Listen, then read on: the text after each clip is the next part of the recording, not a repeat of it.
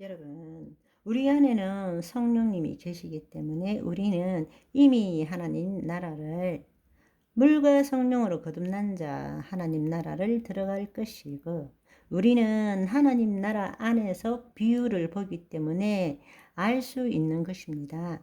고린도전서 2장 14절을 보시면 육에 속한 사람은 하나님의 성령의 일을 받지 아니하나니 이는 그것들이 그에게는 어리석게 보이며 또 그는 그것을 알 수도 없나니 그러한 일은 영적으로 분별되기 때문이라 라고 말씀하고 있는 것입니다.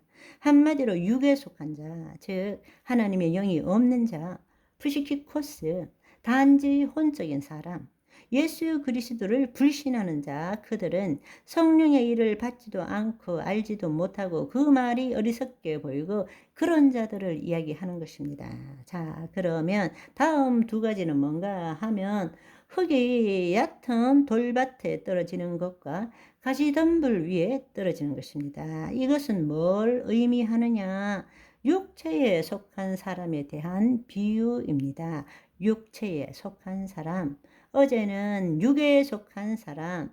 길 바깥에 내가 길이요 진리요 생명이라 하셨는데 그 길을 가지 않는 자, 하나님의 영이 없는 사람입니다. 그러나 여기에 육체에 속한 사람은 고린도전서 3장 1절에 보시면 형제들아 내가 신령한 자를 대한과 같이 너희에게 말할 수 없어서 육신에 속한 자, 육체에 속한 자, 곧 그리스도 안에서 어린아이를 대한과 같이 하노라. 이 말씀이 무슨 뜻인가 하면 하나님의 영이 임했음에도 불구하고 자신이 누구인 줄 알지 못하고 여전히 거짓자로 열심히 신앙생활 하는 자를 말하고 있다라는 것입니다. 그것을 육체에 속한 자라고 말합니다. 육에 속한 자는 아예 하나님의 영이 없는 자, 예수님을 믿지 않는 자. 그러나 육체에 속한 자는 예수님을 믿지만 영으로서 몸의 행실을 죽이는 것이 무엇인지를 모르고 있는 거예요. 여전히 저는 예수님 믿습니다 하며 교회는 다니지만 거짓자인 자신이 주체가 되어서 내가 최선을 다해서 주님을 섬기고 말씀을 읽고 신앙생활 하는 자를 말하고 있다라는 것입니다. 그 말을 비유로 보면 5절에 더러는 흙이 얕은 돌밭에 떨어짐에 흙이 깊지 아니하므로 곧 싹이 나오나 해가 돋은 후에 타서 뿌리가 없어지므로 말랐고 더러는 흙이 얕은 돌밭에 떨어짐에 떨어지기는 떨어졌어요. 그런데 돌밭에 떨어졌어요. 해석이 뭔가 하면 돌밭에 뿌려졌다는 것은 말씀을 듣고 즉시 기쁨으로 받되 그 속에 뿌리가 없어 잠시 견디다가 말씀으로 말미암아 환난이나 박해가 일어날 때는 곧 넘어지는 자예요. 이것은 예수 그리스도를 믿음으로 영원 구원을 얻었지만 자유의지를 가진 혼이 하나님의 영 안에 거하는 것을 자기도 모르는 사이에 경험을 잠시나마 했지만 지속적으로 성령의 인도함을 받는 것이 무엇인지를 알지 못하는 거예요. 그러니까 하나님의 말씀이 영이요 생명인 말씀대로 생각하고 느끼는 것이 우리 심중에 자리 잡지 못하고 그냥 떠도는 거죠. 그렇기 때문에 말씀에 반대되는 환난이나 박해가 있을 때는 잠시 견뎌요. 그러니까 잠시 견딘다는 것은 자신의 의지로 말씀을 지키고자 애쓰는 사람이란 말인 것입니다. 그렇지만 말씀에 반대되는 환난이나 박해가 있을 때는 다시 옛날로 돌아가는 사람을 말하는 것입니다. 그것이 잠시 견딘다는 뜻입니다. 그렇기 때문에 우리는 모든 더러운 것과 악을 내어버리고 우리의 혼을 능히 구원할 바 우리의 심중에 심어진 말씀을 온유함으로 받아라 라고 말씀하시는 거예요. 야고보서 1장 21절.